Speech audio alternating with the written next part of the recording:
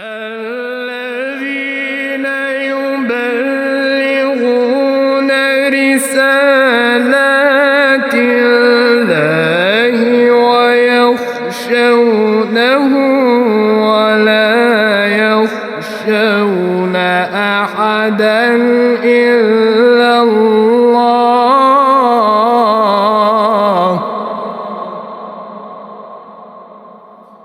وكفى بالله حسيبا. Some people say, okay, I've got this plate and I have to divide it into school studies and Qur'an and I have to slice it up somehow. People used to ask me, how do you fit all of that on your plate? I would say, no, what the Qur'an does is it actually makes your plate bigger. So you don't have to carve it up. Your plate becomes bigger. You can take more. This is like your lungs, right? You want to breathe from your belly coming out first. And Sheikh Abdul Basit, when he used to recite, you always see in the videos. So he does that to the top. And then even just before he starts, he goes like this. And he feels like this part of his mouth up. I do a lot of my wird on the bus, like to school and back. And then when I come home, I do like full on revision of what I'm going to do on the weekend. Like I have to know it inside out. And what I do is I'll look at mutashabihat, for instance, and I'd really analyze it, like go deep into it. With wird, it's like, okay, you hit it. You're just trying to get through and refresh.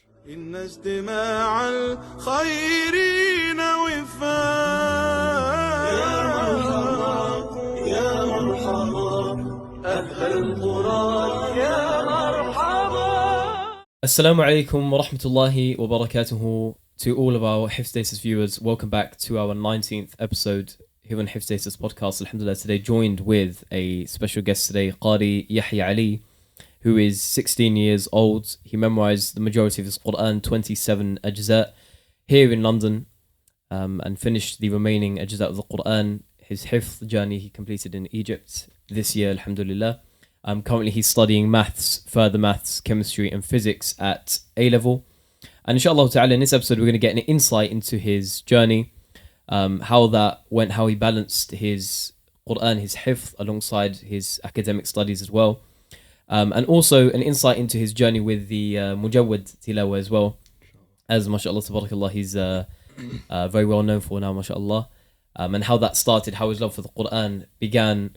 And inshallah ta'ala also many tips and motivational pointers for those who are on their journey, whether you are Hafidh yourself or whether you are beginning memorizing or well into that journey, inshallah ta'ala. We ask Allah subhanahu wa ta'ala to make this an episode which benefits everyone that listens, inshallah. So without further delay, we welcome our guest today, Qari Yahya Ali. Assalamu alaikum wa rahmatullahi wa barakatuh.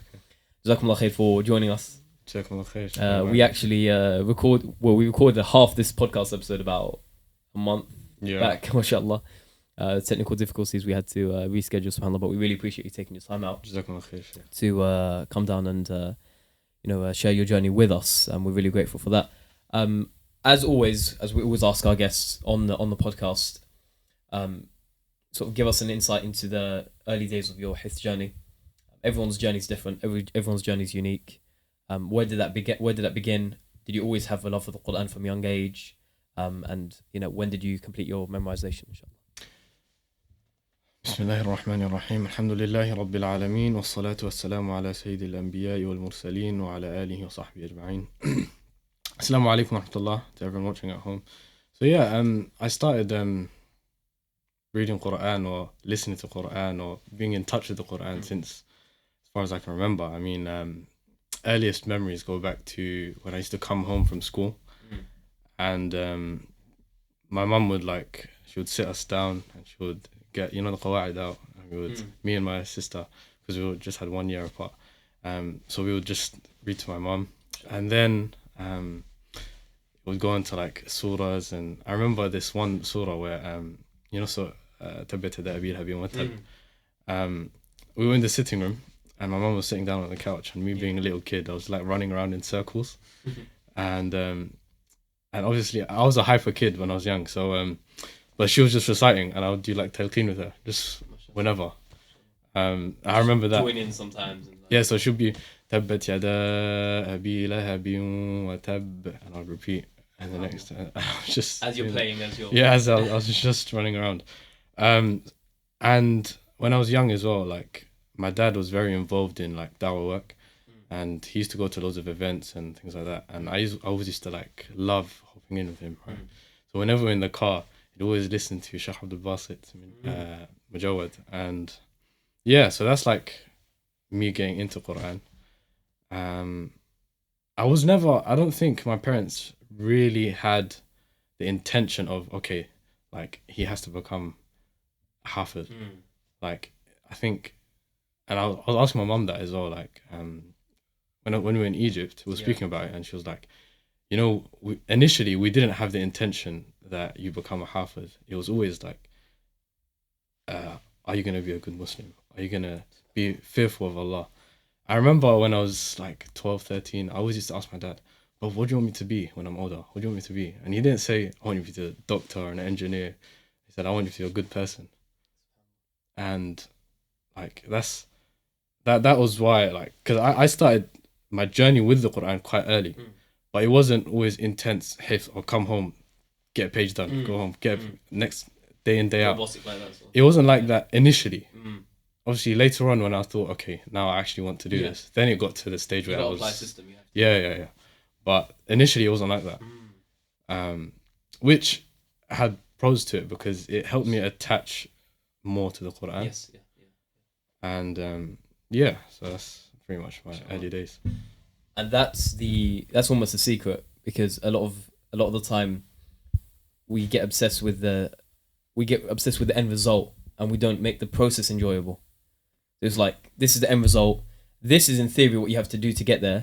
So we're going to forcefully make this a thing which you have to do on a day-to-day basis, rather than enjoy the process and make it a process which you enjoy. Yeah. And I think it's really, subhanAllah, like what you just explained was an integrated element of fun and the Qur'an. Yeah. And making it a case of like, there's not a pressure to get this title or to get this thing. Yeah. It's just, if you're a person that implements the Qur'an, essentially, like what you said, become a good person, become someone that implements it, and memorization's there. That's part of parcel. Yeah. So that's really because a lot of the time when you go into madaris and things, there's a lot of pressure to abide by this. You have to memorize that and do this and like follow that. We almost forget the why. Why are you doing it? Yeah, exactly. And I think because when you create that environment at home, it's like, okay, the main purpose is to become a good person and to attach yourself to Allah. Yeah. And whichever path takes you there is the path that takes you there. No. Whether that be through Qur'an or through some other science. Well, obviously Qur'an is the best thing. It's Kalamullah, right? And alhamdulillah, that's the way it went down. Yeah. But regardless, like, you can have a farmer in the villages in Bangladesh, but they could be a wali of Allah, and we're here with all of these madaris and things like that. But it's always about your connection with Allah, and you know, وَأَنَّ إِلَى رَبِّكَ الْمُنْتَهَى. That's the main aim, isn't it? That what you just mentioned is really profound, because it reminds us it's not necessarily the end goal is to achieve that certificate or that, but it's actually to become from Ahlul Qur'an.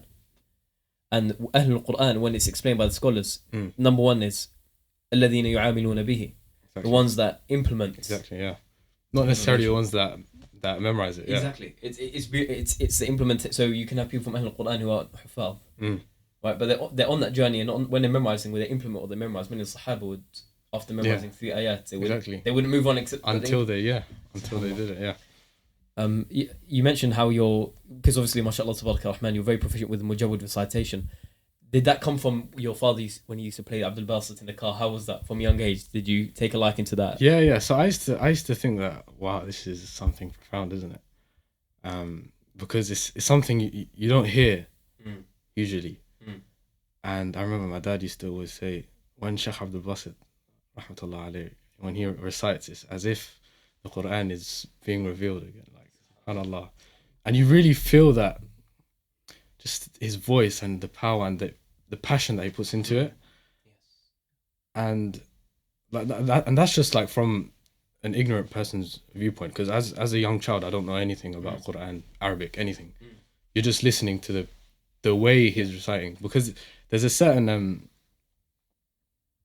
sort of metaphysical special thing about the Qur'an, isn't it?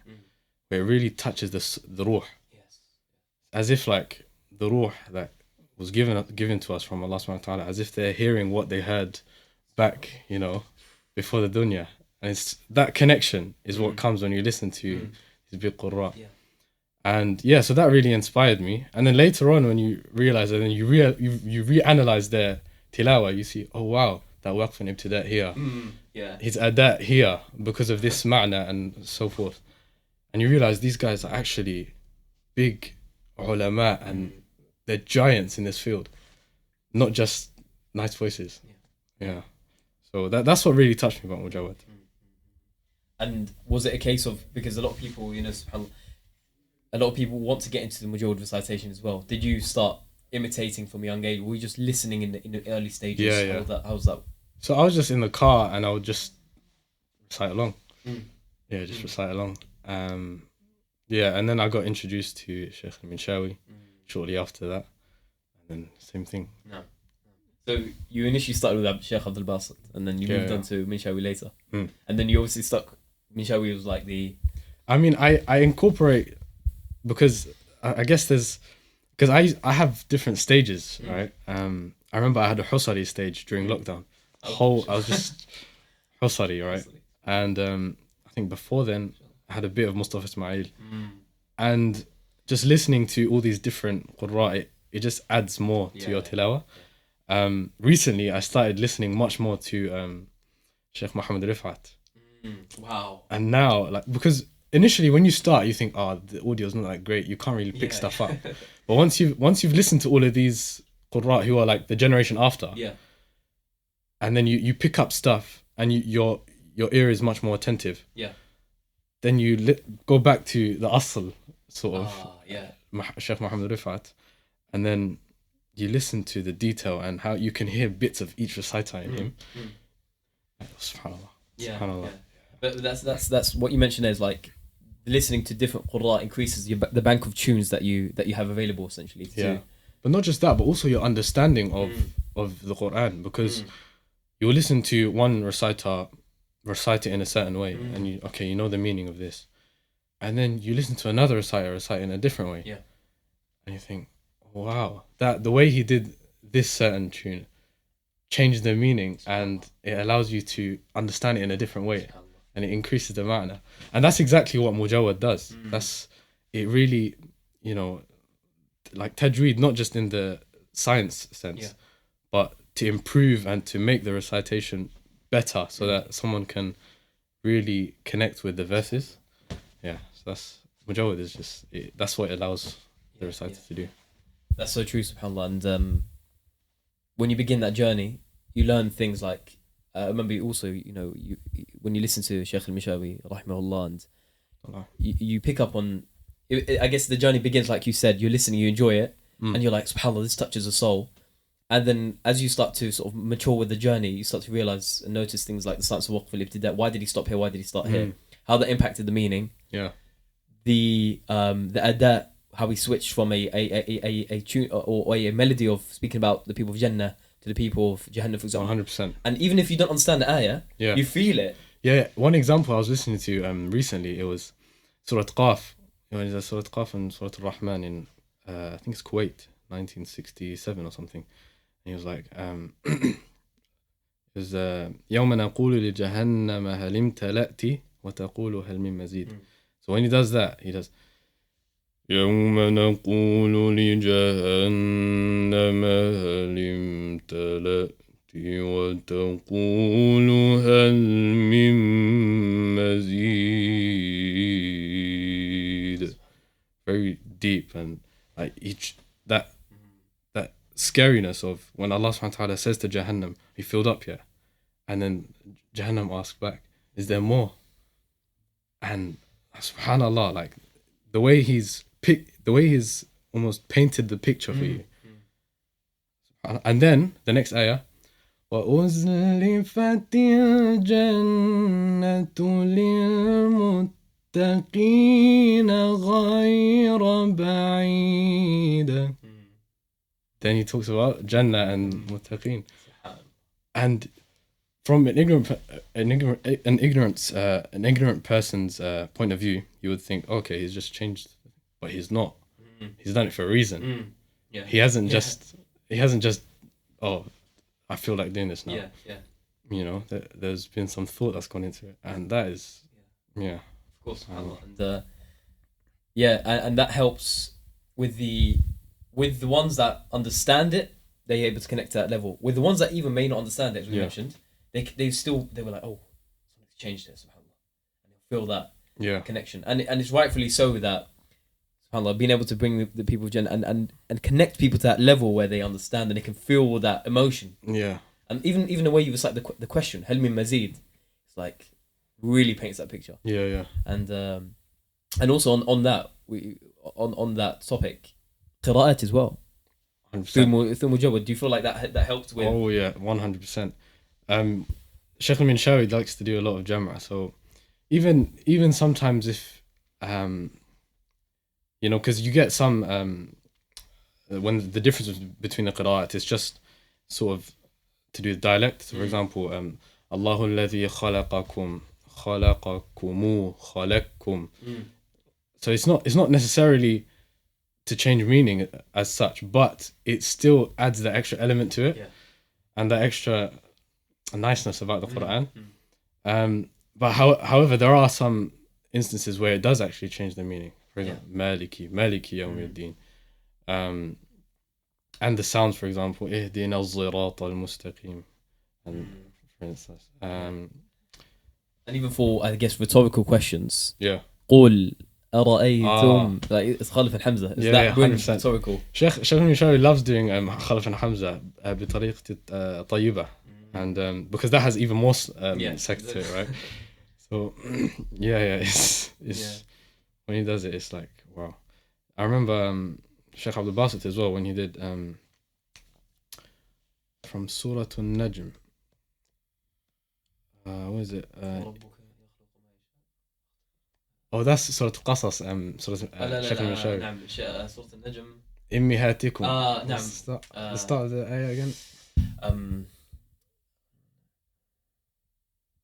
الذين يجتنبون كبير الإثم والفواحش إلا اللمم إن ربك واسع المغفرة هو أعلم بكم إذ أنشأكم من الأرض وإذ أنتم أجنة في بطون أمهاتكم.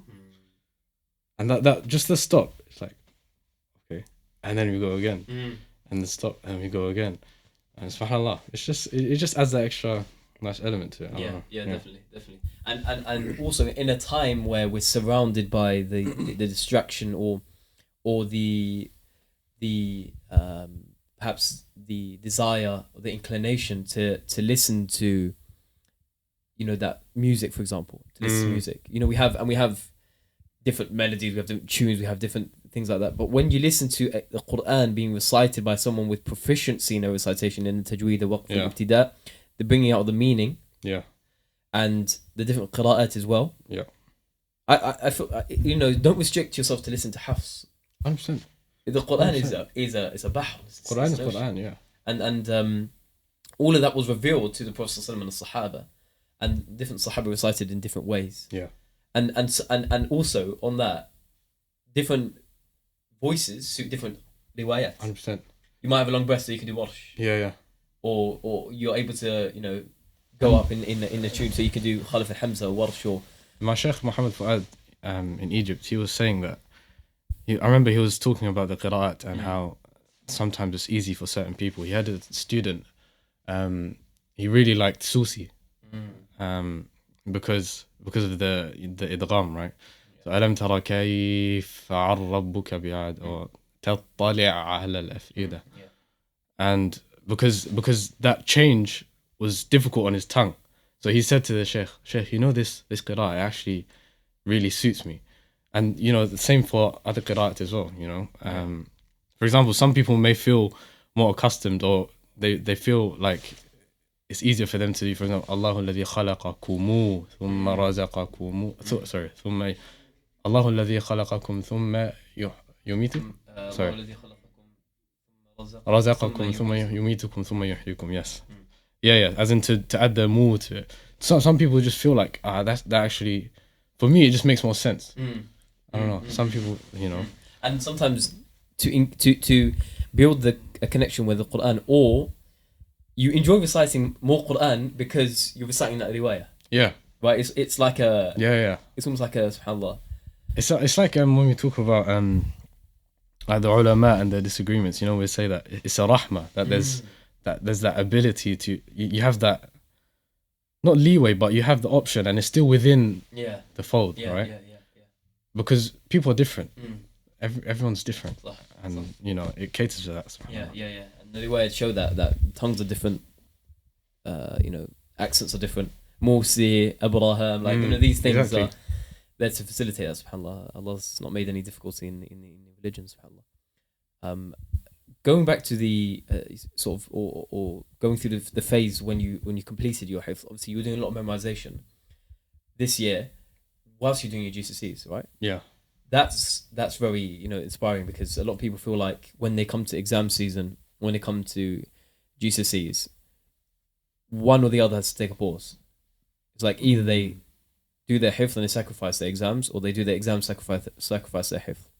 Yeah. And obviously it's not easy. It's not going to be plain sailing, balancing both or doing both. So how was that experience for yourself whilst you're doing GCSEs, whilst you're studying? How was the journey? So when I'd started year 11, I'd done about 18 Ijazah, I think 18, 19, 20, around there. And I'd finished in that summer, like after that, right? But because I was already in the flow, because we'd just come out of lockdown, and lockdown was that accelerator for me. So I was always I was already in the flow, and I was never the sort of kid to mess about in class. Like, yeah, I'd have a joke here and there, but I'd get my work done, get my homework done on time. Just do what's expected of you. And so I think that's a given. You have to do that. You can't expect yourself to do well in school if you don't do that. Yeah. And then what I did was, I think it's always about balance as well. You have to organize your time well and things like that. And you may think, oh, this is a burden, but actually you managing your time in this way is a good skill for you to develop. Because like me in A-level right now, if you don't know how to manage your time, you're finished. You have to know how to manage your time and to fit in Qur'an with that as well. So GCSE period was really good for me, alhamdulillah. And some people say, okay, I've got this plate and I have to divide it into school studies and Qur'an, and I have to slice it up somehow. And people used to ask me, how do you fit all of that on your plate? And then I used to think of this plate thing, and I would say, no, what the Qur'an does is it actually makes your plate bigger. Yeah.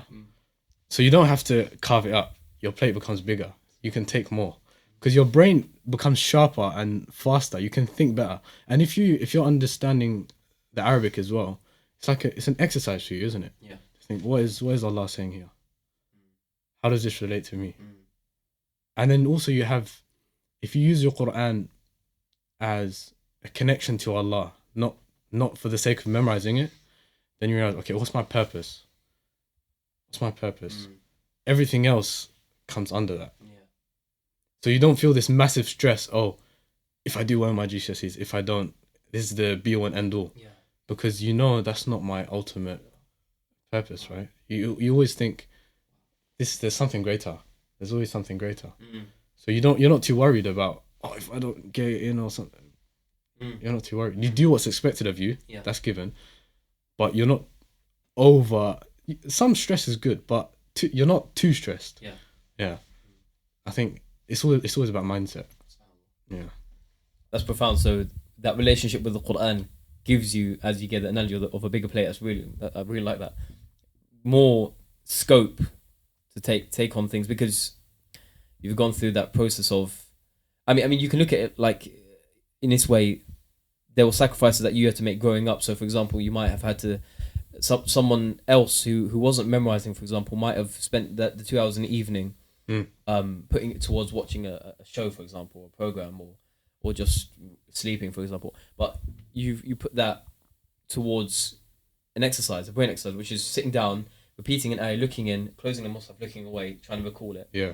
And that's not just one-off thing. That's like every day or every other day or consistently. So your brain is like that development. Yeah. The ability to time manage as well. And the barakah as well. That undoubtedly comes to the Qur'an. So we were just talking about just the physical aspect of you're training your brain and stuff. But then you also realize you're getting divine help too. So like, regardless of what physical ability you have, if you have divine help, then what else do you need? Yeah. 100%. You know? SubhanAllah. And what you mentioned there was amazing. Then that is the Qur'an and the Deen of Allah subhanahu wa ta'ala liberates you from the stress that non-Muslims feel in regards to the tasks or the things that they do in the dunya. 100%. So for example, if as a Muslim, if you're doing a job and you get laid off the job, that's not alhamdulillah, qadarullah ma sha'a fa'al, you move from there, you bounce, you're able to. But if you don't have the concept of the akhirah and if you think this is the one shot you've got, anything that happens which impacts your ability to become that a millionaire, for example, or to get that career or to get that title, it's devastating. Yeah, you're more likely to be bogged down by it, isn't it? 100%. Yeah. And that's on a micro scale with regards to like exams, for example. That's the same thing, right? Yeah. So like you said, you put in the effort, you come to your exams and your homework with ihsan, with perfection. And inshallah, obviously through the Qur'an and the Barkah, the Qur'an, you're aided by Allah subhanahu wa ta'ala through that. But also, and what increases your ability to perform better is the fact that you're liberated from that overshadowing that extreme stress, which is, if I fail this, I'm done. Yeah. You know that's not the case. And inshallah, you will achieve a lot. Inshallah. And even if it doesn't, no problem. Yeah. Allah, وَمَن يَتَوَكَّلْ عَلَى اللَّهِ فَهُوَ حَسْبُهُ.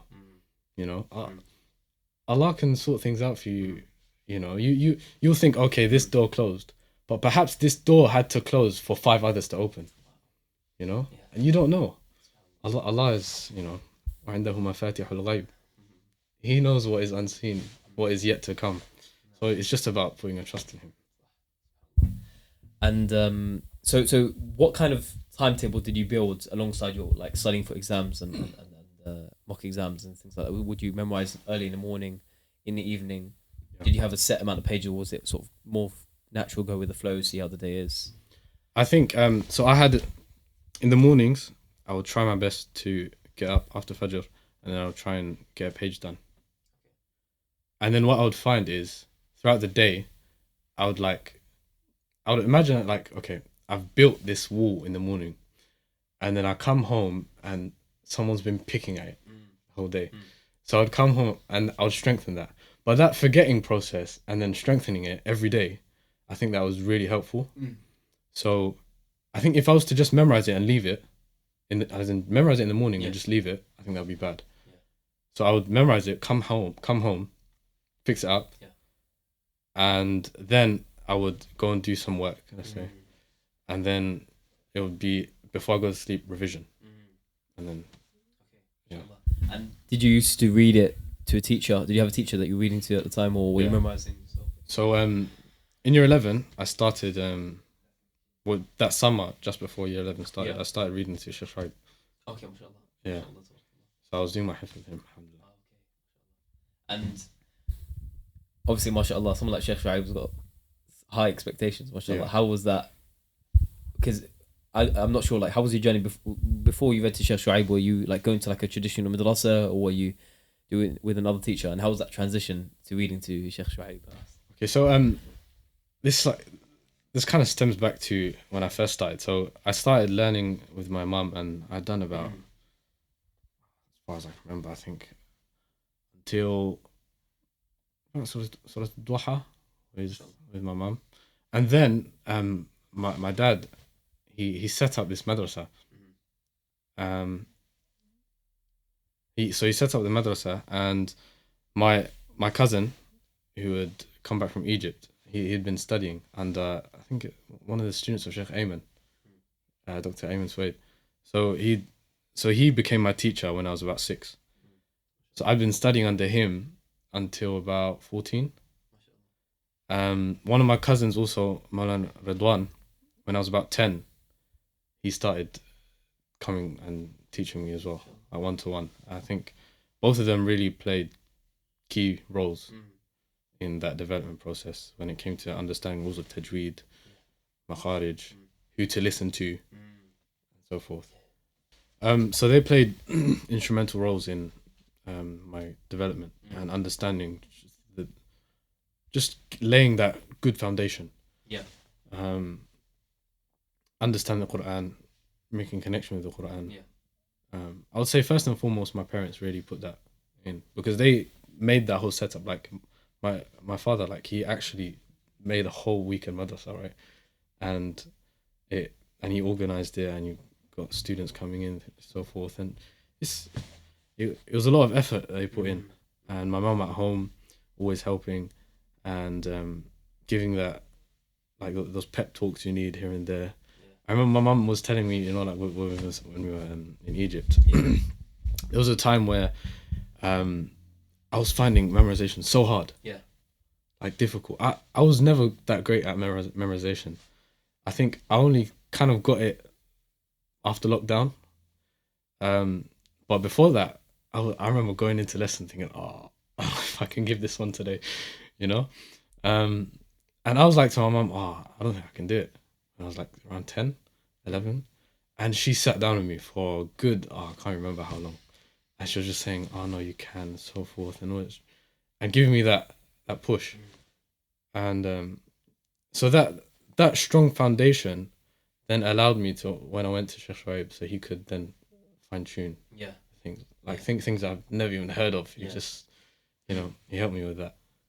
Yeah, alhamdulillah. And then when I finished, well, just before I finished, when I went to Egypt, I remember Sheikh Shuaib, he told me, I told the Sheikh that I'm going to go to Egypt, inshallah. He said, oh, okay, that's good. I've got a friend of mine, Sheikh Muhammad Fuad, that I'd like you to read under. I said, okay, no problem. So we go to Egypt, and I go to the Sheikh's house the day after we land, and the Sheikh goes, so he asked me to recite to him, and he says, okay, I'll take you on. Little did I know that who Sheikh Muhammad Fuad was. Very humble man. You go to him like a normal man. He greets you as if he was your friend. Like he knew you since, you know, for so long. But little did I know, he is the mudir of all the Ma'sarawi centers in the world. He is the student of Sheikh Abdul Hakim Abdul Latif. Yeah. And he's also taken Ijazah from Sheikh al-Ma'sarawi, right? But that's his main teacher. And teacher of Sheikh Muhammad Jibril. And Sheikh Abu Taymiyyah as well. He came on, I remember the Sheikh was mentioning. So yeah, I didn't even know that from the get-go, because he doesn't, you know, when you meet certain people and you know they've accomplished quite a few things in their life, there's a bit of haughtiness about them. Zilch, none. And I think my father, when he was picking out teachers for me, I remember I had Hifdh as well. He was one of my teachers when I was about 11. And all of them they weren't just good at memorizing Qur'an, or they weren't just good at the science. Yeah. They really embodied what the Qur'an was all about. And it reminds me of the hadith of the Prophet ﷺ when Aisha radiallahu anha says, she was asked, how was the Prophet ﷺ? He was the walking, talking Qur'an, you know? That was his character. And these mashayikh really embodied that and instilled that into me. Yeah, that's profound, and it links back to the whole, you know, making your akhlaq and your mannerisms and the way you carry yourself. Like, there was a really amazing quote I read recently, which was, you shouldn't tell people how much Qur'an you've memorized, rather they should be able to tell, or they should be able to see how. You shouldn't tell people how far you've gone into the Qur'an, rather they should see how far the Qur'an's. They should be able to tell how far the Qur'an's gone into you, basically. It's along those lines, which is like you said, when you meet someone with that tawadu and with that humbleness, with that humility, even though they're humble, they're not telling you what they've got. They're not telling you like, I've got the qira'at, I've got all of this, I've got. Yeah. But at the same, you in the back of your head, you're like, this guy, you know, he's something else. He's something, exactly. Yeah. You're like, he's not. Subhanallah, and we ask Allah subhanahu wa ta'ala to preserve our teachers. And yes, how was that experience, like leaving from here to Egypt over the summer? Like, how was that? Big change. There? First time you've been, right? Yeah, big change because like everything is different in Egypt. Structure, forget about it. Yeah. You know, it's but it builds up a sense of grit into you, because you have to, because no one else in my family could speak Arabic or could understand a bit, so I had to just do what I could. And alhamdulillah, I actually really, because I was good at like textual understanding, but when it came to actually speaking, and not just that, but Ammiya, but it pushed me into it. And after a month, alhamdulillah, it really helped. But Egypt, it has that environment, which kind of allows for you to attach to the Qur'an, because number one, you're away from everything else in this country. No friends, no nothing. You're there for the Qur'an, and I mean you're in taxis and Ubers or whatnot. They're playing Qur'an. You're going to Jummah, there's Qur'an before Salah or whatnot. You know, so yeah, I think it was good. It was a good experience. Yeah. Is it? Would you ever consider going back to Egypt? Oh yeah, 100%. Okay, mashallah. 100%. Yeah. That's also like, were you linked to? You mentioned something amazing. A lot of people speak about learning Arabic and learning Arabic from a textbook is different from speaking it and being with the people. Yeah. And that's probably the best way of learning. Like you said, after a month, you see a massive change. I think it was good. It's good to learn both, because you're not going to learn Fusha. You're not going to learn Fusha from speaking to the shopkeepers in Aize. You know, you're not going to learn Fusha like that. Sure. But it's good because you get to connect with people and understand the culture. And like what really surprised me, or that I found quite interesting, was, you know, the way they say their it's almost like a taqleel. And you know, Warsh is like the reading of Egypt, sort of, because Imam Warsh was Egyptian, and you kind of see the dialectical similarity, because you always have in Warsh, right? You say mesh, and so forth. So, yeah, it's quite interesting. Yeah, the Egyptian dialect is interesting, man. Yeah, it's interesting. But the love for the Qur'an that they have, and the invite, like there's one brother, he's just gone. He's been there for about 3 months now, and you can see it's like an automatic thing. When you go to Egypt, you fall in love with like Mujawwid. You just fall in love with like the whole culture of Qur'an. Yeah. Subhanallah. You fall in love with the people. You fall in love with the recitation. You fall in love with and it's amazing, subhanallah, how Allah subhanahu wa ta'ala has, you know, like we see the greatest reciters, like Sheikh al-Masri, they came from Egypt, subhanallah. And even when you like listen to the stories about how the Qur'an was first recorded, the beautiful stories, subhanallah, like how that was. Why did Allah choose them? Why is it their voice that was chosen to be preserved? Like, there were reciters before them, there were reciters obviously after them, there were reciters at their time but why was it that Allah subhanahu wa ta'ala chose them, and also for their voice and recordings to be preserved? SubhanAllah, there must have been like a secret that they came with. It was, I mean, we know that these Qurra are, there's almost widespread acceptance from the Ummah that these are, you know, the top of the top. And that's a sign of their taqwa. That's a sign of Allah subhanahu wa ta'ala accepting their work. Because there are many reciters that go and make, you know, like Sheikh al-Minshawi, he passed away when he was about 49. Very young. In 1969 he passed away. It doesn't make sense for someone about 70 years later, people to be listening to him in London. What were the chances, right? And so he'd been recording for about 20 years maybe. Others like Sheikh al-Husari, Sheikh al-Basit, much longer. But there's still that influence that they have, but not because they'd necessarily been everywhere and had these connections, but they had just attached themselves to the Qur'an. There's something you put on your story, I think, a couple of days ago with regards to Sheikh al-Mishawi's death. Oh yes. About his father, isn't it? And how when his father received the news, he didn't cry at the news of his son, but when he saw his son being buried, he started to cry, and I asked him why, and he said, it's like you're seeing this is the Qur'an being buried, essentially almost buried. SubhanAllah, the Qur'an, the love for the Qur'an, and SubhanAllah, we can only hope to like meet these people in Jannah al-Firdaus, SubhanAllah. This is something we should aspire for. I mean, look, they've got you can leave a legacy and good deeds beyond your lifespan. Yeah. Like you can leave actions that's why people come in Yawm al-Qiyamah and they see mountains of good deeds. It's like you have Sheikh Misho 49 years on the earth. 49 years and then to set the eternity. But it's like his good deeds, if you look about, obviously Allah subhanahu wa ta'ala knows, we can't like quantitate that, but you can say that his good deeds could amount to someone who had a lifespan of a million years, for example, right? But he didn't live on that. He didn't do those actions for a million years, but subhanAllah, because he left that legacy, that sadaqah jariyah that continued. Yeah. And that's something we should all aspire to leave something behind. And even if it doesn't amount to people listening to you, long after you've died, wallahu yudaifu liman yasha. So if you're reading in your room purely for the sake of Allah, you could possibly, I'm saying, even get a higher rank than them. SubhanAllah. Allah, that's in Allah's hands. We can't decide, this person is therefore has much more taqwa than this person,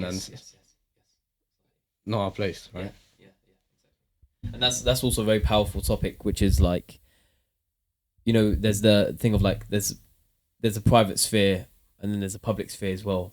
But you should never knock one or the other in that sense, because one person could be setting out, like for example, he could be inspiring a lot of people through his recitation, and then you can also have, like you mentioned, someone who's reciting in the house. They're not known to the people, but like you said, Allah subhanahu wa ta'ala multiplies the all because they chose that route, and this person also gets because he chose that route, and both of them benefit the ummah in different ways. Exactly. The reason is, it's not necessarily what you do, it's the why. Yes. It's not, I've memorized the Qur'an, it's why have you memorized the Qur'an. Because you have to remember the hadith that on the Day of Judgment, the first people that go into Jahannam are the alim, the qari, the person that spent in the way of Allah. These are amazing acts. So what's Allah trying to teach? What's the Prophet trying to teach us here by telling us this? It's not necessarily the act that you do, it's why you're doing it. The angels say, kadhabt, you lied. You didn't do it for Allah's sake. You did it for people to say, huwa qari, huwa alim, so forth. So it's always about the why. Shaykh al-Husari, rahmatullah alayh, he recorded lots of, he recorded in Warsh. I think he was the first one to do it in Warsh, the whole Qur'an. And he really distributed that to West Africa. And I was reading an article the other day. It was one of the main purposes behind that was to combat Christian missionaries in West Africa. And now you see that you have like these big madaris and they're repeating after Shaykh al-Husari, isn't it? Wow, yes, yeah. And first you think, okay, that's a nice thing. But when you delve into that and you think, oh wow, these people were visionaries. They were actually doing a service to the ummah. And yeah, I think it's good for us to learn from this. Yes, for sure. That's powerful. I mean, obviously, we always see those videos of Gambia and basically South Africa, and they got some of the best imitations of Shaykh al-Husari. And you got Madaris and Shaykh al-Husari reads the ayah, and they're all the children, like hundreds of them, just repeat after him. Oh. You can't imagine, subhanAllah, what a legacy, subhanAllah. We ask Allah subhanahu wa ta'ala to allow us all to leave a legacy and to impact the ummah. And also, like, the Prophet ﷺ said, كُلٌّ يُسَّرُ لِمَا خُلِقَ لَهُ. Everyone's been made easy what they've been created for. Yeah. And so, and you can look in the seerah of the Prophet ﷺ and the Sahaba, they all had different qualities. Yeah. And and those qualities meant that they were able to do the actions, the ibadat, but they excelled in one particular one. Yeah. You have Uthman ibn Affan, radiyallahu anhu, for example. And because he had the wealth, he would buy the camels for jihad, for example, and he'd be able to fund the battles. And then another Sahaba wasn't wealthy enough to do that, but he was good at looking after the orphans. Or another Sahaba he wasn't like necessarily he would look after the orphans, but he specialized more in the preservation of the Qur'an, writing it down. And Zayd bin Thabit. Exactly. Yeah. So looking through the seerah of the Prophet, looking at the past and history, it helps with also looking at where we fit into the picture as well. Yeah. and where potentially we could make the most use of our qualities that Allah subhanahu wa ta'ala has, Yeah, like how can I serve the ummah? Yes. With my studies, I'm good at maths. How can I use this to serve the ummah? Yeah. Because you can be good at maths and not get rewarded for it in the akhirah, and you can be good at maths and get rewarded for it in the akhirah. Which one do you want? Yeah. And it's not always about the what. It's not about, oh, okay, if I put 10 hours, then I get rewarded in the akhirah, and if I put in 2 hours, then I don't. Yeah. You can put in whatever. Yeah. But if you do it for Allah's sake, then it's different, isn't it? Yeah, 100%. And on that topic of like, you could be good at maths, and you can, if we look at the scholars of our ummah, especially not like, I read something in the Ottoman Empire. I think an imam was someone who, outside. So he's someone who memorized the Book of Allah. He's someone who's proficient in the study of fiqh, the science of fiqh, hadith, and he also knows 4 languages. You got Latin, Greek, Turkish, Arabic, or would have been Persian or whatever. Yeah, and he's also proficient in mathematics, Yeah. sciences. So it's that, and the people that were pioneers in these fields were our 100%. our thinkers. Exactly. And you know, in school, we're always taught, okay, so the Egyptians did this, and then the Greeks did this, and then there's this big gap, and then it comes to, Western or something. yeah, and then it comes to, you got Newton and so. I'm not saying that they didn't do anything. Like, yeah, they did, but what happened here? Yeah. And then it's upon us to go and look, and then you say, oh, we actually had all of these great thinkers that laid the foundation for the Renaissance period and whatnot that they had in the West. And when we look at that, then we feel Islam actually inspires us to do ihsan. It's not just about sitting at home and doing dhikr the whole day, which you can do. I'm not saying that's a bad thing, but that is not the only way to be a good Muslim. And it's quite inspiring when we look at role models like that. And the concept of ibadah is so much broader than it's encompassing the salah in the masjid, encompasses the Qur'an that you recite. 100%. But with the intention, إنما الأعمال بالنيات. That is such. Why did Imam Nawawi rahimahullah put that as the first hadith? As the first one. Exactly, why? Because that is like you said, mathematics should be rewarded for it through the study. Well, if you're studying mathematics in order to become a thinker, or in order to establish an institute whereby you combine the studies of sciences with the study of Qur'an, and you're able to revive the next generation and teach, like, that's a lofty aspiration. And so every single time you sit down to do that homework, to do that exam, all that stress and everything, that's your ibadah. That's your ibadah. Things like providing, when a man provides for his family, all the money that he spends on the rent, on the bills, on the food, all of that sadaqah, charity. Yeah. Because he's maintaining his family. Like, the deen is so beautiful. It's a way of life. Exactly. We need to think of it like that. Yeah. We need to think of it like, and when we do think of it like that, then our ibadah and our day-to-day life isn't separate, it's all together. So every hour of the day, even the sleep, if you sleep with the intention of waking up for Fajr, or you sleep at a particular time, that can all be rewarded. There's certain adhkar you can say and this is I feel like this is the true meaning of الذين يذكرون الله قياما وقعودا وعلى جنوبهم. It's not about saying subhanallah as you can't do that. Yeah, that's the literal meaning. But dhikr is not necessarily your tongue moving. Yeah. The way you speak to people, what you think about, why you do things. If everything is for the sake of Allah, you still fall into that category, don't you? Exactly, subhanallah.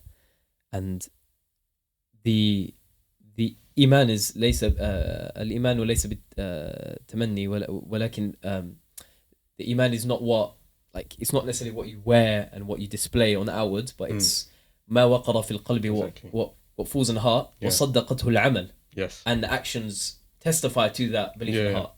So it's not, like you said, it's a movement of the tongue, but it's also the actions that you do. You walking to a particular place, you walk into your job to earn that money to provide. Yeah. That in itself is much broader than what we... Exactly. And also on that concept of dhikr, subhanAllah, is like, it's like the hadith of the Prophet sallallahu alaihi wasallam, كلمتان خفيفتان عن اللسان ثقيلتان في الميزان حبيبتان إلى الرحمن سبحان الله وبحمده سبحان الله. I think like 2 words which are light upon the tongue, heavy on the scales. So even when you're doing your work, you're doing your studies, like you can, like sometimes we take those, you might study for like half an hour, take a 5-minute, 10-minute break, for example. You might be thinking about a problem, just subhanallah, it's like a breath almost. Yeah. And you get used to it. Yeah. I think that's an important thing. Like, and like one thing that I like doing, and what some of my friends like Sheikh Yunus, like sometimes we're just like sitting there and we just say a bit of mujawwad, like just randomly, you just come in, because you're so attached to that you almost feel out of place when you're not doing something like that. I think that is something that alhamdulillah I've been able to get to that point where I feel a good connection with the Qur'an, that I feel out of place if something is not related to it in some way or form. SubhanAllah, and that also, the way you live is the way you die. Yeah. So if you live a life whereby you've got that attachment to the Qur'an, in theory, if we're looking at how many hours you dedicate a day to the Qur'an, if we're looking at it purely on statistics, what's the probability you die doing that action that you do the most in a day? Yeah. High. But then death isn't down to probability, it's Obviously, down to the decree of Allah subhanahu wa ta'ala. Mm.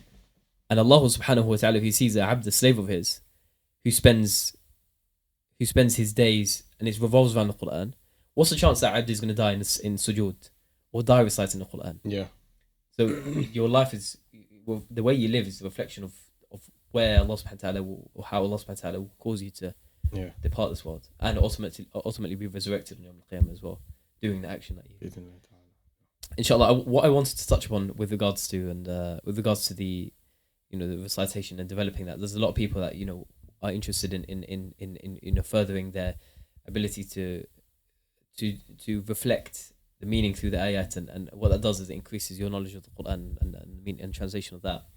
So inshallah ta'ala, if at this point we usually ask our guests to inshallah bless us with a recitation of their choice inshallah. أعوذ بالله من الشيطان الرجيم.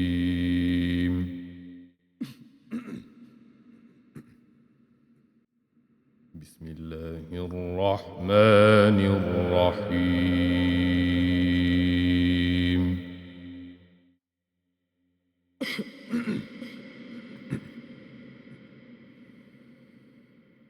ما كان على النبي من حرج فيما فرض الله له.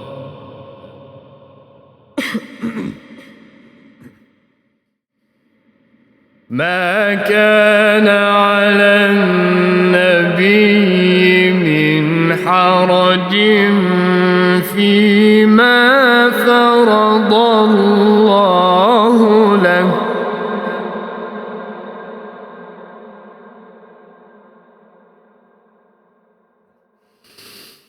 سنة الله في الذين خلوا من قبل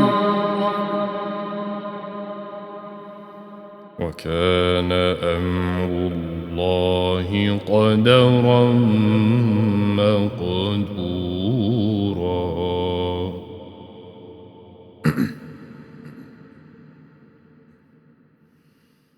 الذين يبلغون رسالات الله ويخشونه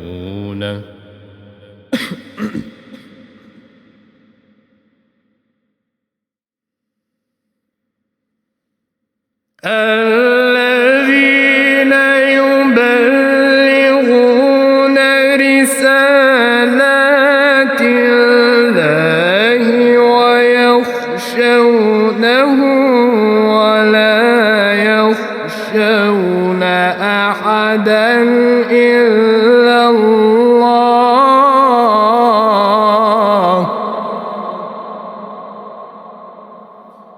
وكفى بالله حسيبا.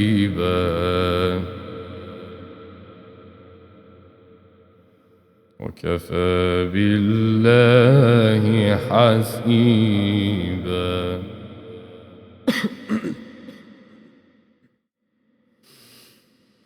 ما كان على النبي من حرج فيما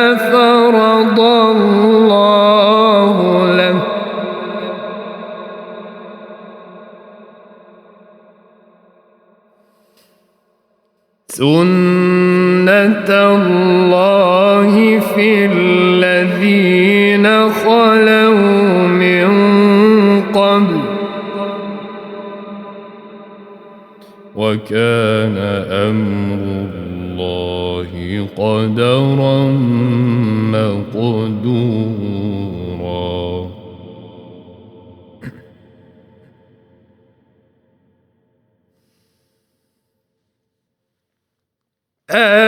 الذين يبلغون رسالات الله ويخشونه ولا يخشون أحدا إلا الله وكفى بالله حسيبا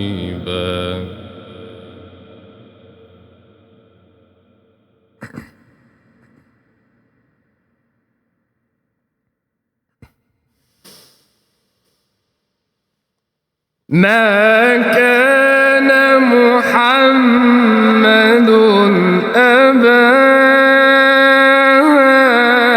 أحد من رجالكم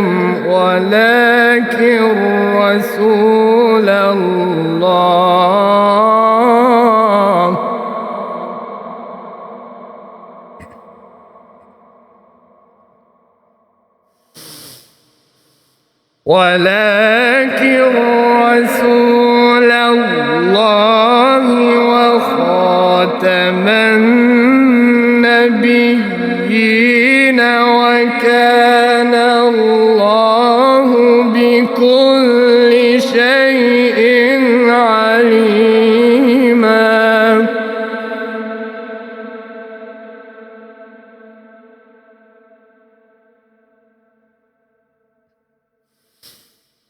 يا أيها الذين آمنوا اذكروا الله ذكرا كثيرا وسبحوه بكرة وأصيلا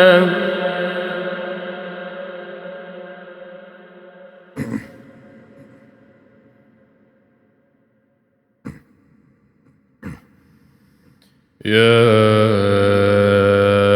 أيها الذين آمنوا اذكروا الله ذكرا كثيرا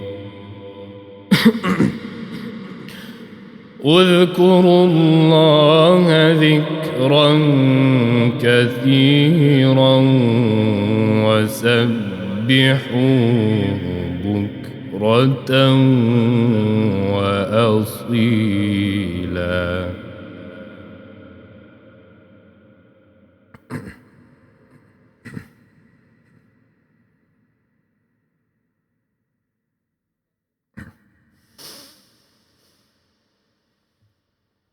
هو الذي يصلي عليكم وملائكته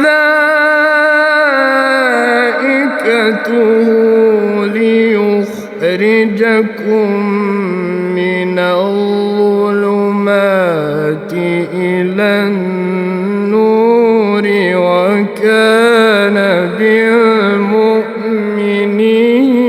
رحيما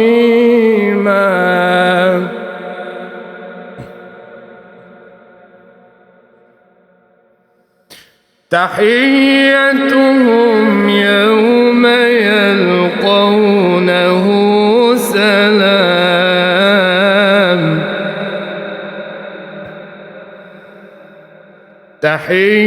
تحيتهم يوم يلقونه سلام وأعد لهم أجرا كريما صدق الله العظيم Jazakumullah khair for that beautiful tilawa. Also, bless you. A lot of people ask, we open up the platform to questions, and a lot of people asked, what techniques can they employ in order to develop the melody of their recitation, to develop their voice and the capacity of their lungs to recite and imitate, the Egyptian Qur'an, for example. What kind of techniques can they employ for that? So when I first started, like when it came to Sheikh Abdul Basit, for example, as I said, when they'd be like, وَالضُّحَى وَاللَّيْلِ إِذَا سَجَى مَا وَدَّعَكَ رَبُّكَ وَمَا قَلَى, and like I would have to take breaths in between, but it's about just rinse and repeat, keep practicing, keep practicing. A year ago, my breath control wasn't as good. The year before that, it was even worse. The year before that, and so forth. So it's about just putting that practice in. What I realized is a lot of it is not necessarily about lung capacity. It's not like you have to actually do some work, and a lot of it is about the control of the rate of release, controlling the release, and not going like too full on. Otherwise, you're winded, and also not too, so that it doesn't sound like you're straining. You have to get that balance right. I think personally, I think I'm still trying to get that balance. My sheikh Abdullah bin Dawoud, he's my Mujawwid teacher. He tells me like you should try and hold your breath like when you're reciting, and know when to release slightly. Let's say if you're coming to a more powerful meaning, then release, and something called quiet, and it's just about practice. Of course, you have like certain techniques. Like if you have, this is like your lungs, right? You want to breathe from your belly coming out first, and then coming up. And Sheikh Abdul Basit, when he used to recite, you always see in the videos. So he does that to the top, and then even just before he starts, he goes like this, and he feels like this part of his mouth up, right? And just So it's just you kind of build up techniques yourself, and you work with what goes with you, and you try and hold throughout. When I was reciting in an event, when Sheikh Hani Saad, he's a Imam of Al-Azhar, he came to London, and in an event I was like sitting with him. I recited, and then he recited us. So he was saying that this is how you practice his breathing. So he got his like tasbih, right, and then he took a deep breath, and he's saying how many can you do? How many can you do? And that's how he that's how he quantifies. And then you're trying to build that up more. Yeah. He did like 3 tasbih. Like Wow. Yeah. And I was thinking, wow. What's that then? Like a minute and a half? Probably, yeah. It's quite, so but it's just about practice. I mean, I don't really do that often. I sometimes recite when I'm walking, because obviously there's that pressure. So you're gonna have to build up that, Well, just keep doing it. I'm reciting all the time, and imitating, practicing. Even when I'm walking on the bus, I'm sitting down and do some small here and there. So it's all about practice, I think. I guess it's almost the same as like an accent, for example. Someone's got a London accent, someone's got a Birmingham accent, someone's got a Manchester accent. You can't pick those accents up unless you're in an environment where you hear those accents being spoken. So like even with the tune, you can't develop a tune that you've never necessarily kind of heard. Yeah. You need to hear the tune and then imitate it to be able to see if you are able to. And then you can, so as long as you have like that, like Sheikh Ashik was saying in his lesson on Friday, you listen to these greats and you have like an idea of like a track of where to go on. You have like a starting point, somewhere to build off of. Yeah. And then once you've got that, then you can maneuver. And you would build up certain things that you think, oh wow, how did I come up with that? And you just On your journey of memorizing, everyone undoubtedly faces difficult situations at difficult times. Whether it's maybe perhaps you can mention some of the surahs that you might have found difficult along the journey. Maybe just Amma people find surahs al-Bayyinah difficult, just Tabarak people find surahs al-Jinn difficult. And how did you overcome the sort of tests and hurdles along the way? I think Surah Yusuf there's one part of Surah Yusuf that was kind of hard, because what helps with this Surah Yusuf was I understood the story. That really helped. but there's another one, Surat An-Nur. The first few pages, it's like, wow, that's a lot. You have to understand the meaning to get it, and obviously that's about Aisha radiallahu anha and so forth. But that really took me a while. I remember Surat Yusuf, one of the pages, I was sitting there for like 3 hours, and it wasn't even that difficult. It just felt like an off day, I think. It just felt, and you get days like that. You just have to go through it, and if it doesn't work out, then you go again the next day. You go again. Having that, just go for it. Don't think, oh, this is the end. You never know what's in store for you. Allah subhanahu wa ta'ala decides whether it goes into your mind or not. You just put the hard work in. And that if you don't burst, if you don't try and break through that barrier, like you said, there might be an opening just above. Yeah. Right. So you see that image of like these two people digging, and you have one that has like a big mine of like diamonds, and he just stopped and he's walking away, and you have another one that has just got like one jewel and he's still mining. So it's like you never know what's in store for you. So you should just go for it. And bear in mind, like I would not say I was ever really good at memorization. Like Sheikh Yunus, mashallah, Allahumma barak, he finished the Qur'an like it's been a year or something. And but I couldn't imagine me doing that. It's difficult. So it's just go through it, inshallah. Just, keep going.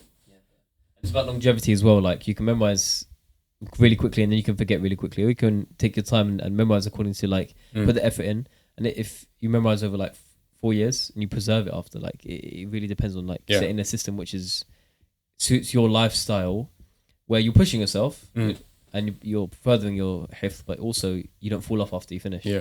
And like even now, because you memorize, mashallah, tabarakallah, how's like your revision schedule looking like alongside your A-levels? Okay, so a lot of it. So I have two parts of my revision.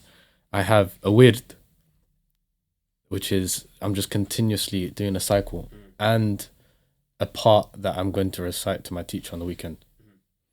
So one juz of my wird will be something I've done previously. So for example, with Sheikh Shuaib, I've started again to, inshallah, do the Ijazah, right? So I've done until around juz 4. So every day I'll do 2.5 ajza of wird, but one of those juz, or one of those ajza will be one of the ones that I have done with the Sheikh. So let's say Monday I'll do juz 1 and 2 and another 1.5 from somewhere else, and it continues like that. So every day I'm revisiting what I've done previously and strengthening that, and also just keeping the rest fresh as well. So I do a lot of my wird on the bus, like to school and back. And then when I come home, I do a revision, like full on revision of what I'm gonna do on the weekend. Like I have to know it inside out. And what I do is I'll look at mutashabihat, for instance, and I'll look at everything back that I know, and I'd really analyze it, like go deep into it. With wird, it's like, okay, you hit it. You're just trying to get through and refresh. So yeah, my revision is slightly different, but that's how I. Yes, really. And for your wird, just because a lot of people always ask the question, how's revision, like how does it work? Do you just read without looking, and then when you get stuck, do you open the mushaf and look inside, or? So the parts that I've already done, I do it without looking. The parts that, as in with my sheikh, but and then the other parts I do it with looking. I just feel like that makes more sense for me. Yeah. I mean, see, that's because some people put the pressure on, like they have to shut the mushaf and look revise without looking. Yeah. And then they just get stuck all of it because they need to revise it. That's all. They need to strengthen it. It's better for you to know the layout of the page and the juz, because by me, I'm thinking long term, right? So if I'm looking in every single time, I've covered this cycle so many times. By the time when I want to look away, I know, okay, this is page 1, 2, 3, 4, 5, 6, 7, 8, 9, because I've looked at it so many times. That's what you want. Yeah. And then you've also got the process of not looking, which is the Ijazah process, which is like where you're reading to your sheikh. Yeah, that's excellent. How's the process going with the Ijazah at the moment? Like, it's good, alhamdulillah. Because obviously a lot of people, there's a Hufadh looking for Ijazat as well. What kind of advice would you give to them before they start the journey, or when they're looking for a teacher to begin the journey with? I remember I was in Egypt. So my cousin Rashid, the first one that was my teacher when I was about 6, he's moved to Egypt now. And his teacher in Egypt, I was speaking to him and he was saying, getting Ijazah is not the important thing. It's about becoming solid. Yeah, you need to know it inside out. Getting Ijazah is a good thing, but if obviously you want to learn tajweed rules and so forth, but getting Ijazah is not the most important thing. It's a system that our ulama have put for sanad and for authenticity and to certify, okay, this person has reached a certain level. But I think it's more important that you know the Qur'an inside out. You have an attachment to it and you use that as a way to get to Allah subhanahu wa ta'ala. Some people, they get Ijazah, they forget the Qur'an and they say, oh yeah, I got Ijazah from X, Y, and Z, so now I'm qualified to teach you, pay me £50 an hour. Yeah, that is one of the worst things that you can do. Imam Qurtubi says in his tafsir, he's talking about Mujawwid reciters, right? And some of them, he was saying, they do it for the sake of money and so forth, and he condemns it. And because if you use that as if you use Allah's word as a way of you getting some status or you getting some money, fine, I'm not saying that you shouldn't pay your teachers. I'm not saying that's a bad thing. But if you're using it as a way that, oh yeah, I can use people and get their money off them through this qualification and put this on my resume or whatever. Dangerous territory. Yeah. And it reminds me of the verse actually in the Qur'an. وإنه لكتاب عزيز لا يأتيه الباطل من سورة صاد لا يأتيه الباطل من بين يديه لا سورة فصلت نعم لا يأتيه الباطل من بين يديه ولا من خلفه تنزيل من حكيم حميد. This book, the Qur'an, is an kitab al-aziz. It's a honored book. It's a book that has izzah. Batil, falsehood, does not come من بين يديه ولا من خلفه. So it's like if you try to use the Qur'an for a materialistic gain with the intention that you're doing this for an intention which is corrupt, a corrupt intention. If you try and use Allah's book for that, Allah subhanahu wa ta'ala is not going to give that thing that you're doing longevity. Or Allah's not going to give you success in it. Or Allah's going to cause that person to be disgraced through that. That's what we say when almost an evidence for someone's work being accepted is that Allah subhanahu wa ta'ala allowed it to continue. People are still like Imam Shatibi's works, for example. Ash-Shatibiyya.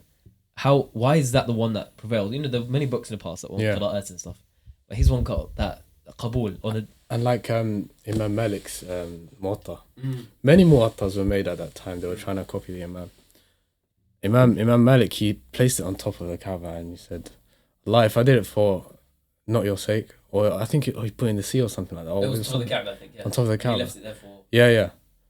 That has stayed, and that is from just after the 1st century after Prophet died. And that has stayed throughout, and we're learning from that now. So that is acceptance, that mainstream acceptance, the fact that your works continue. We ask Allah to grant us that. To those who are on the journey now, who are watching, what advice, especially to those who are starting, quote unquote, what some people sometimes call late, but we obviously know there's no late age inside the Qur'an. 100%. Right, so if you started, that's the achievement, and inshallah you stay on that journey. What advice could you give to those who are? So my Sheikh Muhammad Fuad, he started his Qur'an journey after graduating from university. So that is quote unquote late. Some people say that's late is relative. Yeah, exactly. A 40-year-old can say, okay, now I can start my Qur'an, and they feel fresh. Someone maybe 14 and think, I've started late. All of these guys have started at 10 and they've finished at 12. So it's relative. Yeah. It's the way you perceive it. Yes. Sheikh Muhammad Fuad, obviously, he did aeronautical engineering or something like that in America. He came back and then he started his Hifdh. And then he became... And then he started it. And then he started it. Wow. And then he studied and he continued, and then he studied under Sheikh Abdul Hakim Abdul Latif. Now he's an authority in the field. And then obviously he's got his masters and his PhD in Qira'at, So the only barrier is yourself, and your mindset. If you disregard that and you put that to the side and you say, you know what, I'm going to do it bitawfiqillah, with the will of Allah and with Allah's help, I'm going to achieve this. Even if you don't achieve it, you'll be rewarded as if you did. So, What have you got to do? yeah, exactly. Yeah. Unless you're chasing the dunya, then that's a different ballgame. Yes. Then you're talking about something else. If you're achieving the position, you're not achieving wajhullah or yarjuna rahmatullah. You know, the people Allah talks about in the Qur'an. If you're not trying to be of those people, then you got something else coming. Yeah. Jazakallah khair for that. We're going to, inshallah, bounce to the quick fire round. Inshallah. And do like a quick shots of these questions, inshallah ta'ala. So, first question. What is your favorite ayah currently?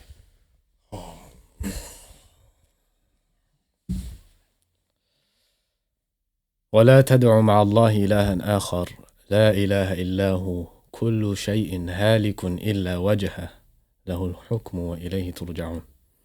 This was the last ayah that I finished with Sheikh Fuad to finish my hifdh. Surah Al-Qasas. I did 10 from the back and then came from the front, right? Surah Al-Qasas was the last one. And the reason why this, because before I had memorized this verse, I was listening to Sheikh al-Minshawi's Surah Al-Qasas, وَرَبُّكَ يَخْلُقُ مَا يَشَاءُ وَيَخْتَارُ.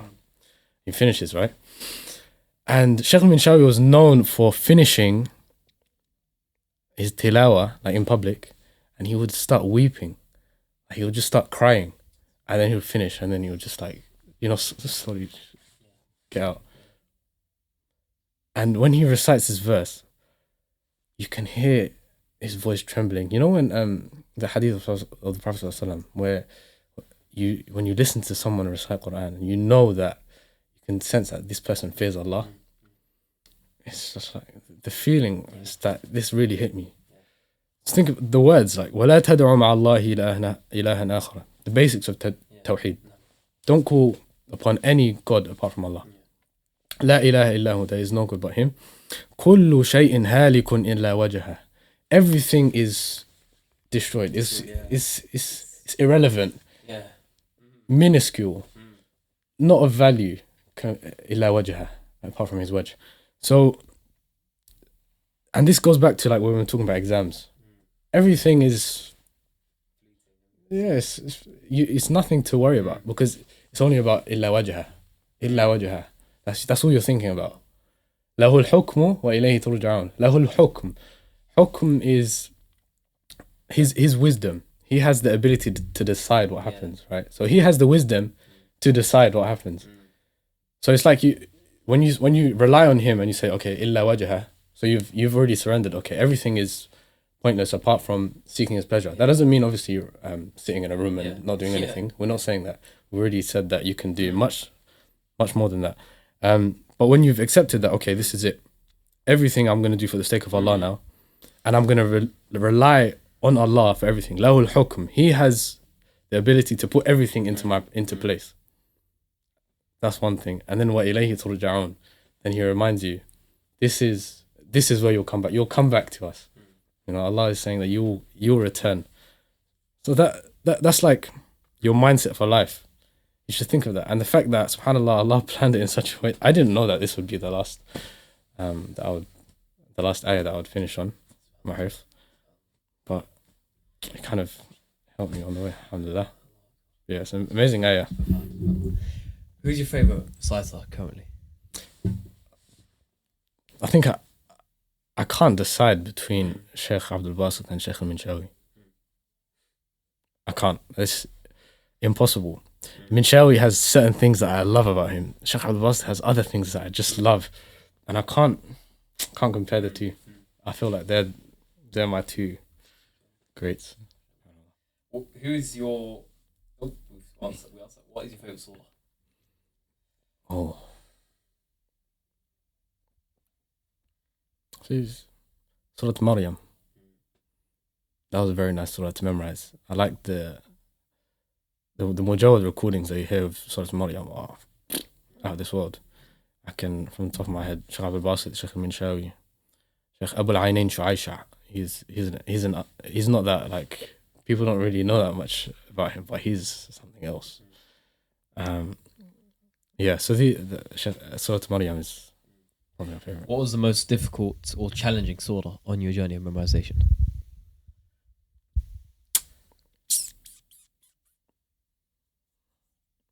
A'raf is a shout, but it was okay to memorize, more difficult to maintain, if that makes sense.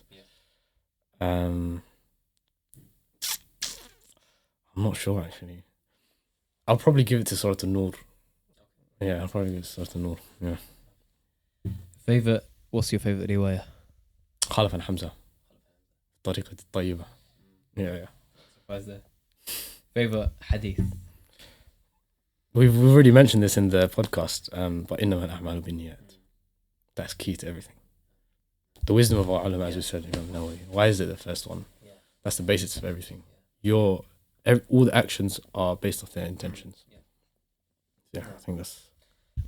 Is there a particular dua that resonates with you the most?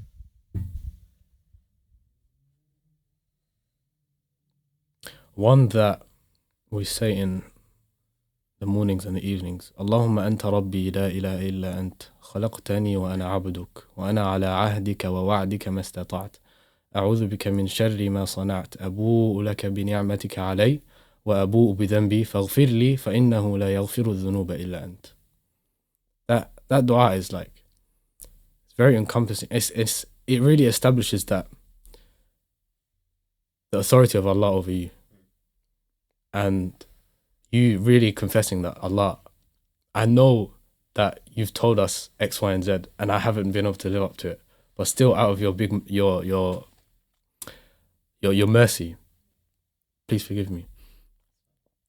And we say that we should say that, in the mornings and the evenings. And the Prophet ﷺ said that the person that says it and dies before the evening goes to Jannah, and same thing with if you say in the evening and die before the morning goes to Jannah.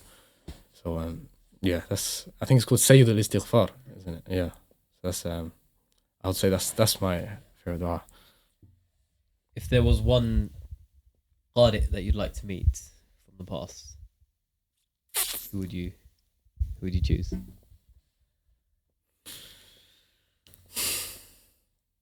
I can't choose one. It would have to be between Sheikh Abdul Basit and Sheikh al-Minshawi.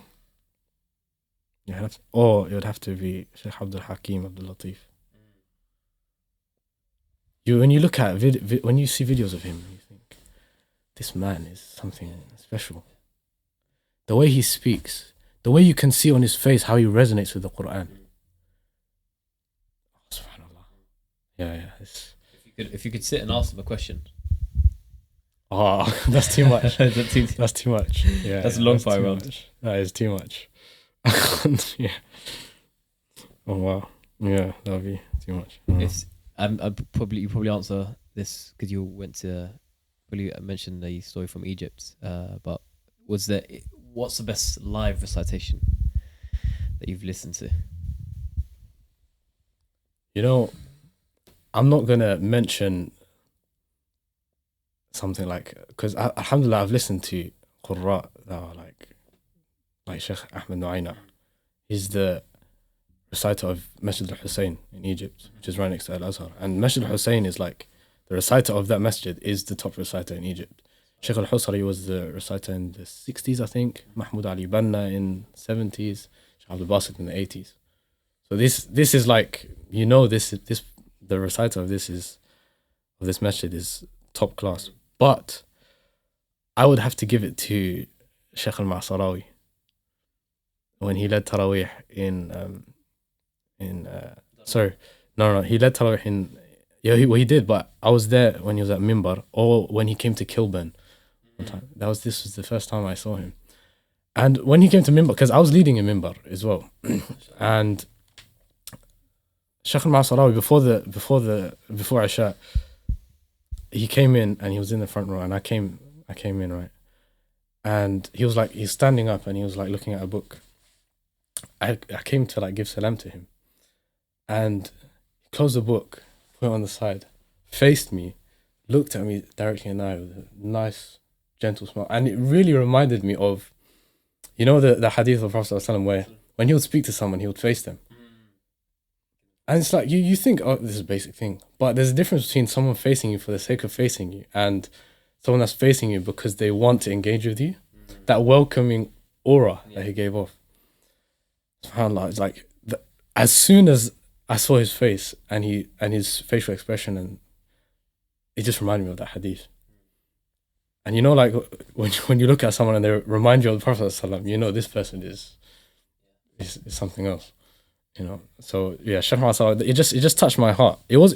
His recitation isn't something amazing like those big reciters that you see. Like, not massive, amazing tunes and whatnot, but you can feel that it's coming from here.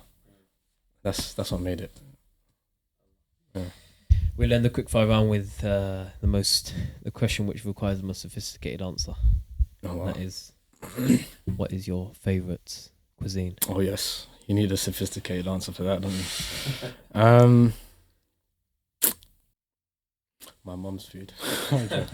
Yeah. I would say Respectable answer to it. What cuisine is that? Somali food is really good. You know, Somali food. I'll give it. I love the lamb. The El-Kef sponsorship, man. I just love the lamb. You know, yeah, al-kaf. Yeah. We've had like what 4? No, we've had more than that. So many people say. Somali Turkish is okay. Oh, Not okay. It's really good. Syrian/Lebanese, like Shami, yeah. also very good. But I'd have to. You just can't go with you can't miss out on a chicken curry, man. Chicken curry and rice, the diet. Just The way the mum makes it, innit? yeah, man. You just can't. Yeah, I think that's Loyal. I like it, inshallah. With that, inshallah, we will wrap up today's episode 19 of the Hifdhstatus podcast.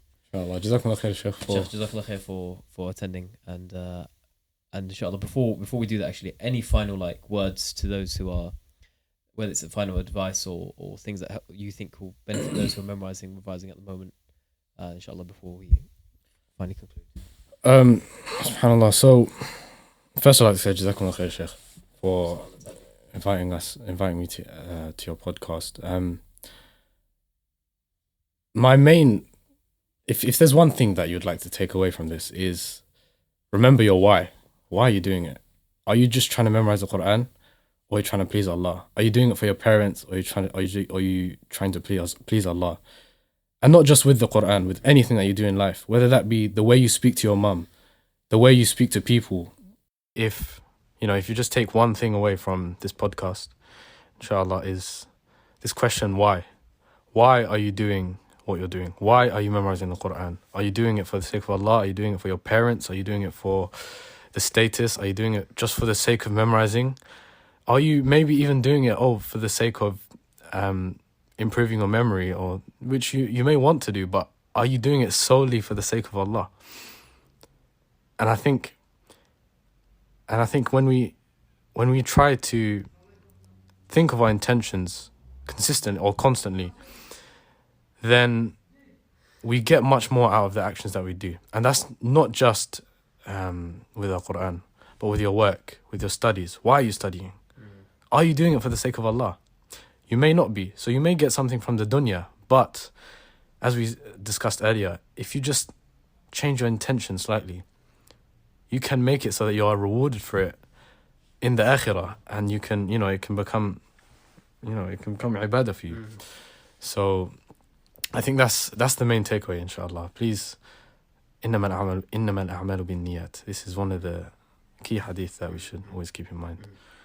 Jazakallah khair, Sheikh. Jazakallah khair for coming on and giving your time for the podcast on a Sunday, on a day which is usually spent with the family. Alhamdulillah, you taking your time out, we really do appreciate it, and we ask Allah subhanahu wa ta'ala to allow it to be a sadaqah jariyah and a form of ongoing charity and benefit for all those watching. I've benefited immensely myself, and I'm sure everyone can say the same, inshallah ta'ala. And just getting an insight into that journey and how you started with your, how it started at home and how that foundation was built and how you went on to, and subhanAllah, the Qur'an takes you and shows you the barakah that comes with the Qur'an in every aspect of life. It's really a beautiful thing. And for those that are starting, like we mentioned, quote unquote late, there is no late. Start your journey. don't leave it off. Don't go into the journey too hard as well. Yeah. Start off consistently, even if it's small. And inshallah ta'ala, we ask Allah subhanahu wa ta'ala to grant thabat and longevity and to allow the best of our actions to be the ones we leave this world doing. To all the viewers, Jazakumullah khair for tuning in today on the Hifdhstatus podcast, episode 19. If you did benefit, do share it with your family, do share it with your friends, all those who are looking for some inspiration, some motivation, inshallah, on their journey with the Qur'an. And also leave a comment down below, inshallah, describing what you found, what resonated with you the most in terms of advice, or in terms of any particular part of Shaykh Yahya's journey which resonated with yourself, inshallah ta'ala. Let us know what part that was, and also give us an insight into where you are in your Qur'an journey, and any future episodes you'd like to see with any future guests, inshallah, you can leave them down below, bi'idhnillahi ta'ala. And with that, we'll conclude and wrap up today's podcast. Subhanakallahumma wa bihamdika, nashhadu an la ilaha illa ant, nastaghfiruka wa natubu ilayk. Assalamu alaikum wa rahmatullahi wa barakatuh. باذل سباق فتجمعوا لتنافس بكتابنا إن اجتماع الخيرين وفاق.